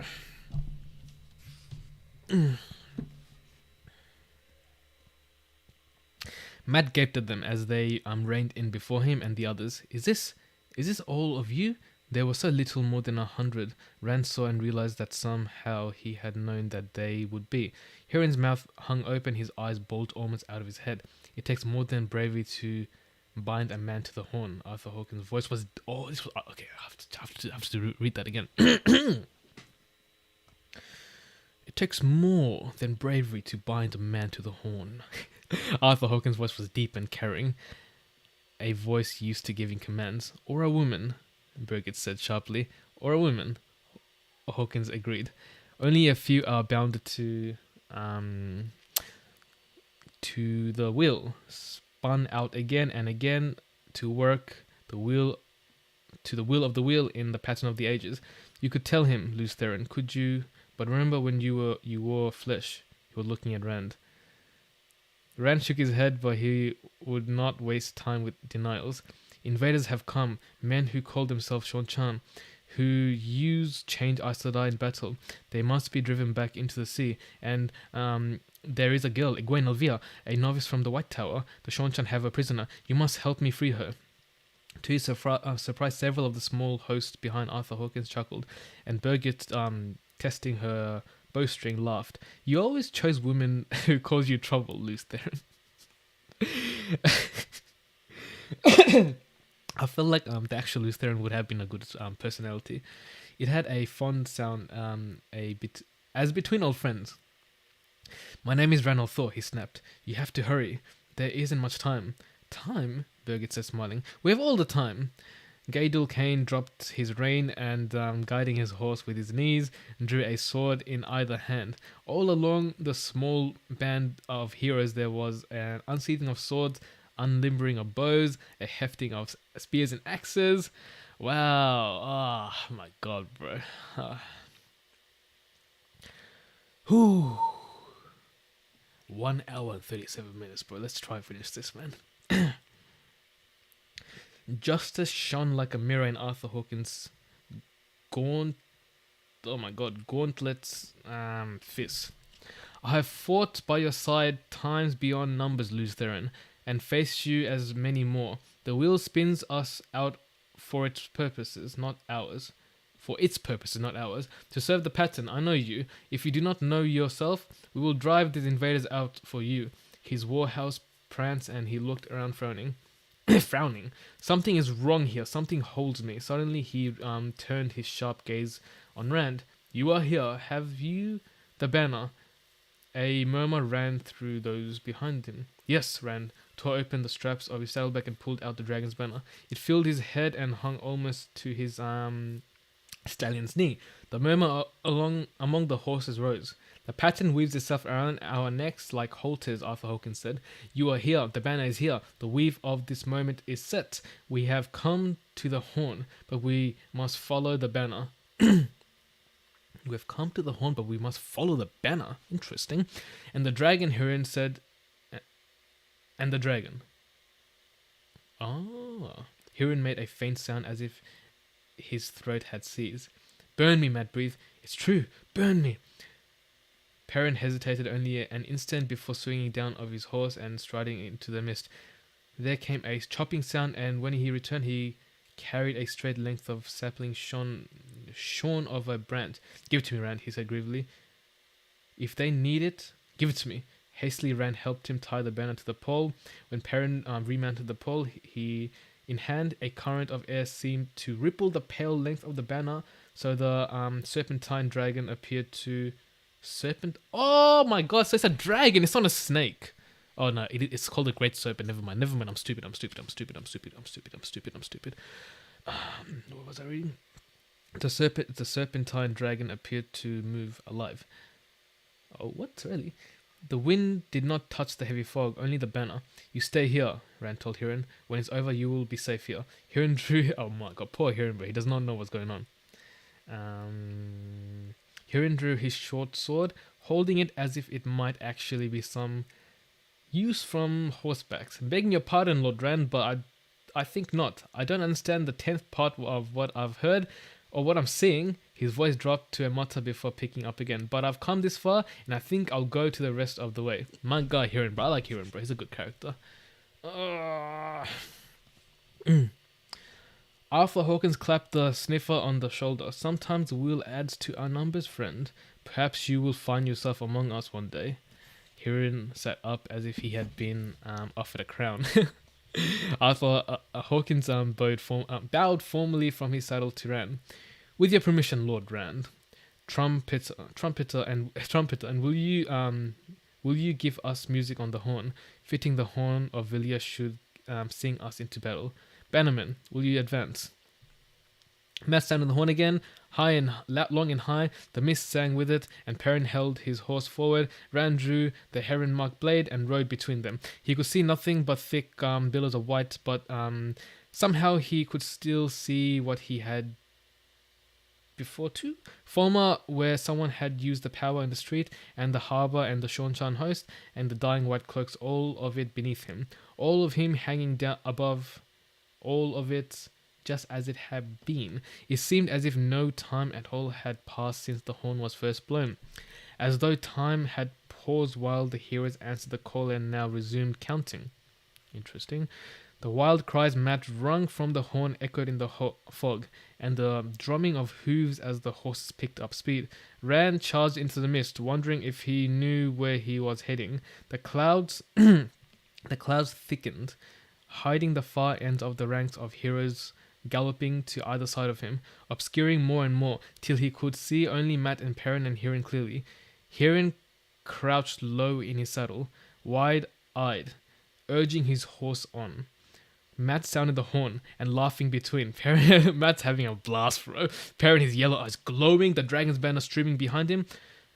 Then they were gone too, and Rand rode alone as it seemed. In a way, he could still see them, but now it was the way he could see Fulma and the Shanshan. He could not tell they were or where he was. He tightened his grip on his sword, peered into the mist ahead. He charged alone through the fog, and somehow he knew that was not how it was meant to be. Suddenly,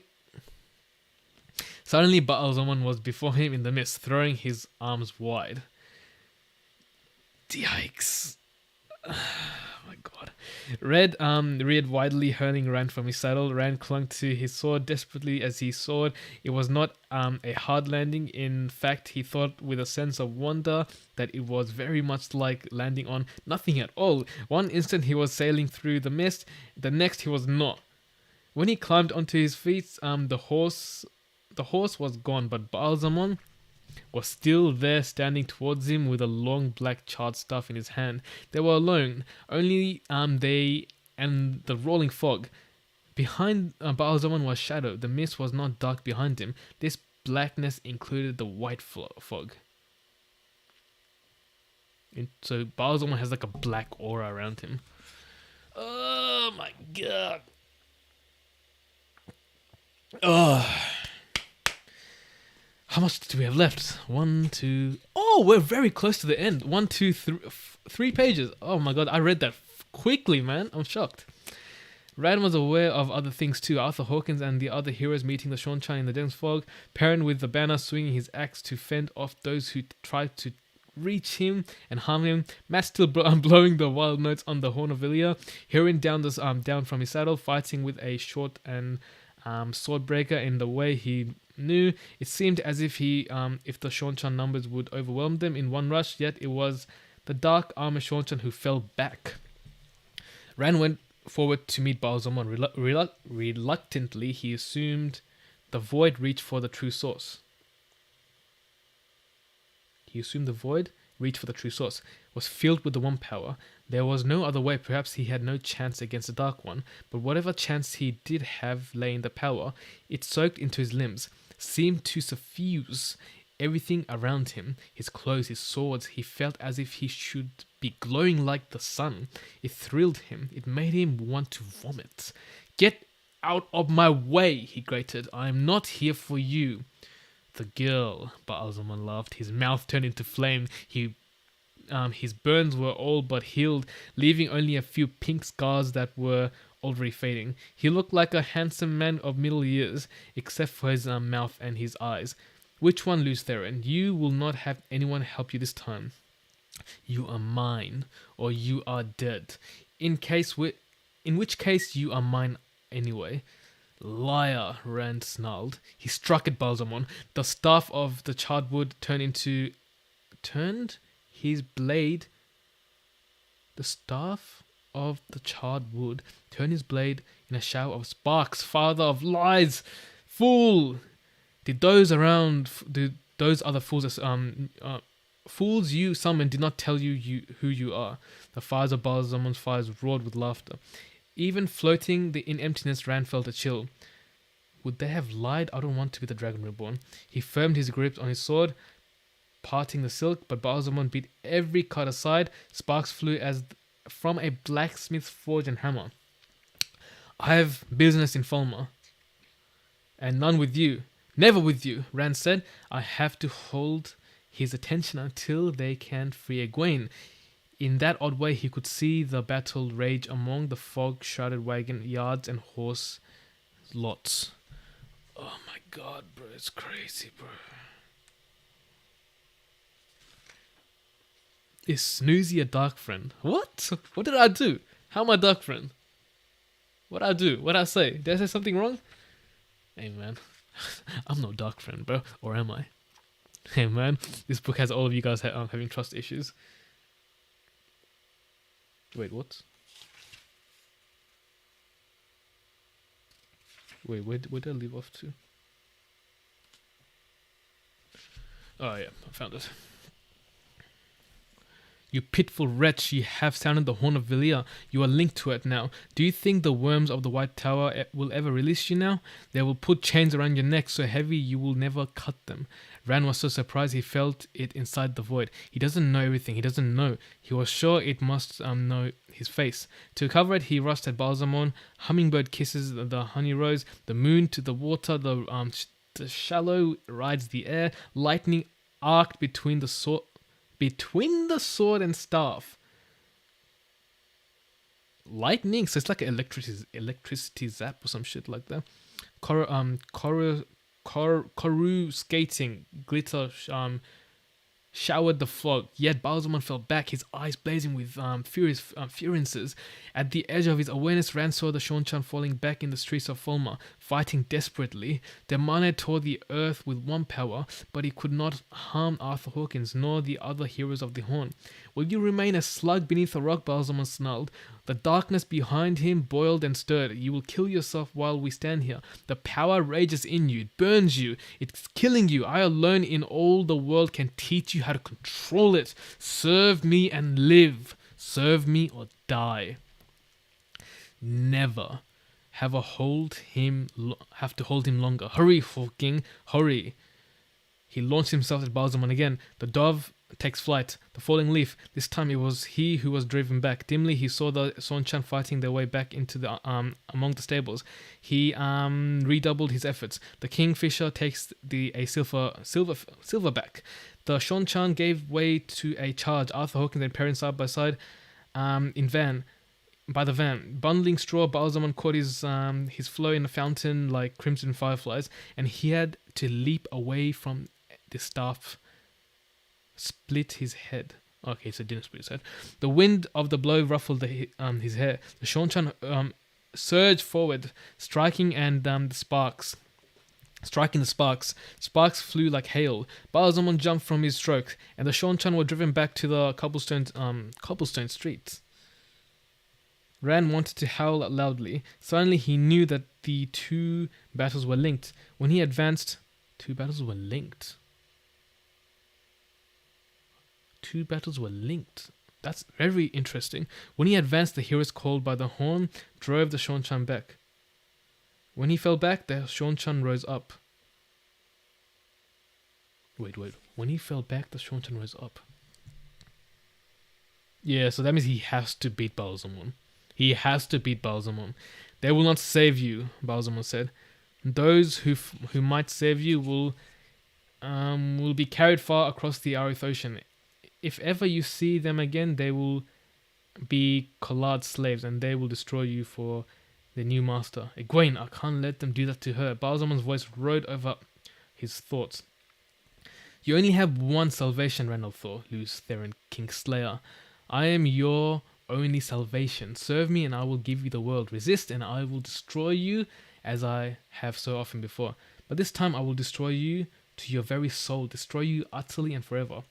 I have won again, Luce Theron. The thought was beyond the void, yet it took an effort to ignore it, not to think of all the lives where he had heard. He shifted his sword and Balsamon re-aided his staff. For the first time, Rand realized that Balsamon acted as if the Heron-marked blade could harm him. He still can't hurt the Dark One, but Balsamon watched the sword warily. Rand was one with the sword. He could feel every particle of it, tiny bits of 1,000 times too small to be seen with the eye. He could feel the power that suffused him running into the sword as well, threading through the intricate matrices wrought by Aes Sedai during the Trolloc Wars. It was another voice he heard than Lan's voice. There will come a time when you want something more than you want life, Inkter's voice. It is every man's right to choose when to sheathe the sword. The picture form of Egwene collar.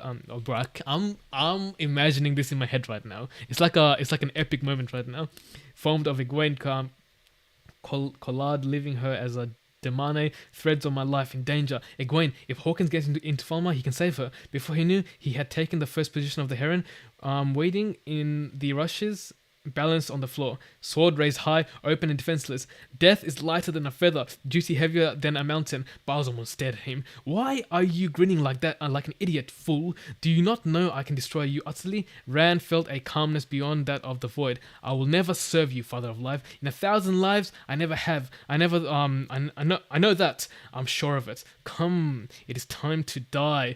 Oh my god, Rand was like, come here, it is time to die, bro. Bro, Rand's going crazy, but Balsamon's Balsamon shook now. Balsamon's eyes widened. For an instant, there were furnaces that put sweat on Rand's faces. The blackness behind Balsamon boiled around up him, and his face hardened. Then die, worm! He struck with a staff, as with a spear. Rand screamed as he felt its wait, what did he do? He struck with the staff. As with a spear. Rand screamed as he felt it pierce his side, burning like a white hot poker. The void trembled, but he held on with the last of his strength and drove the heron-marked blade into Balsamon's heart. Balsamon screamed, and the dark behind him screamed. The world exploded into fire. Chapter finished.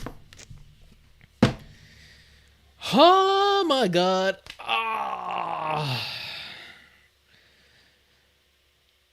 That's mad crazy, bro.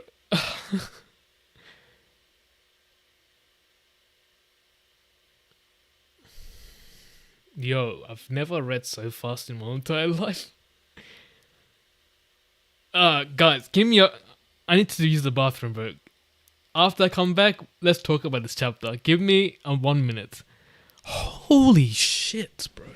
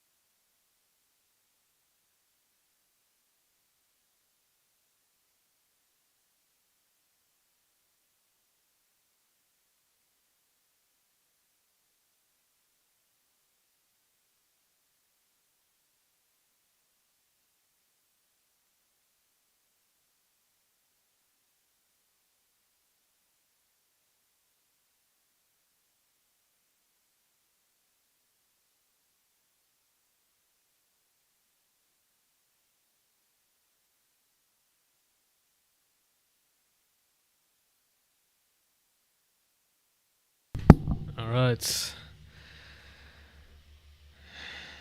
Ah, man, bro. God damn, bro. I feel like crying, bro. Because my water bottle is empty. This is just actually depressing, bro. Wow, wow. Oh my god. Quick recap of which chapter it was. This was chapter 46 and 47, man. Where I don't know, man. I can't even think right now, bro.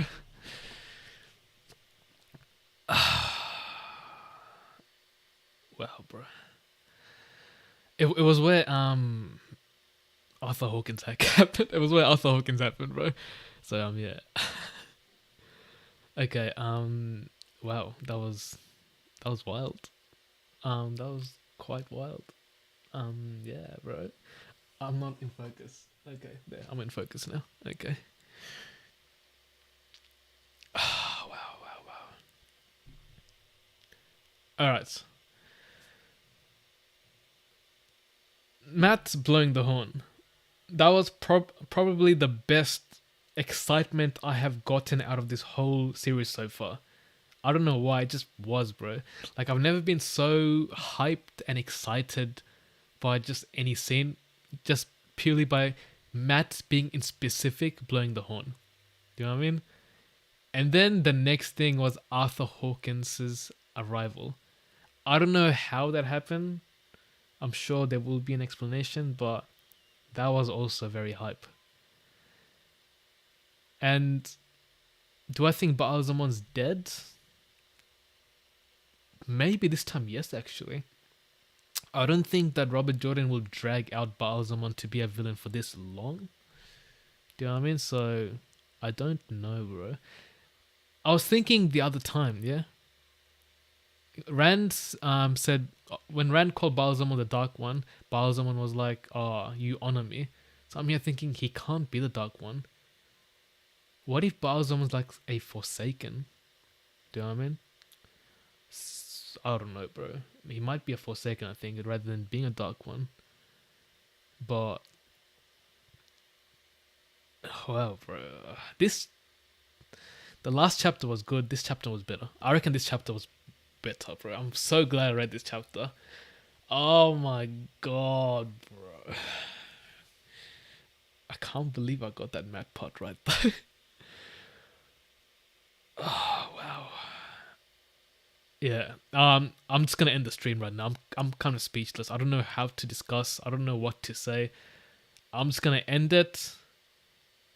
Have my breakfast. It's like, what's the time now? It's 12 p.m. I still have not had my breakfast. I normally skip my breakfast. I don't eat breakfast. I don't know why. It's just a bad habit. But yeah, I'm gonna have my breakfast now. Wow, bro. Nah, thank you guys for joining, bro. Don't thank me. Thank you guys for joining in, man. Like, seriously, bro. If no one was to stick around to watch my Wheel of Time content, like, I would have never been doing week to week reviews of the Wheel of Time. You know what I mean? So thank you guys. Like, I appreciate that, man. So yeah, yeah. I think I'm just gonna end it right here. Fantastic stream. Better than I would have expected. I was very nervous at the start, but I guess, guys, I want to tell you guys something. And you guys seriously need to apply it to your own life. Don't be afraid of anything, man. I had a stuttering problem like 2 years ago. I overcame it by forcing myself to speak publicly. Do you know what I mean? Get comfortable by being uncomfortable. Trust me, just do it, bro. Take the action. I know it's scary. I know it can be scary, but take the action. I was hella scared to start this stream because I could never read loudly. But it was worth it. It was so much worth it. So I beg you guys, bro, just be comfortable being uncomfortable. It'll take you places, man. I'm telling you, man.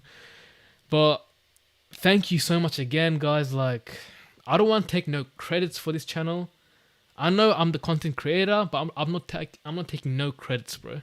I'm taking no credits. It's all you guys, bro. Wow, bro. It's wild, bro. I love your channel. So fun watching you experience the books for the first time, and your analysis is great for someone reading through it for the first time. Keep up the good work. Thank you so much, like, to everyone, man. Like, yeah, man, still here, listen to the whole thing and loved it, bro. Thank you, Abdurrahman, bro. Like, wow, it's been wild, bro. Anyways, that's all I have for today. I would talk more if I could, but all my energy is drained. 2 hours of just non-stop talking. So yeah, thank you guys again, and yeah, see you guys on Sunday for the last video of the Great Hunt. So until next time, thank you so much. Take care now. Bye.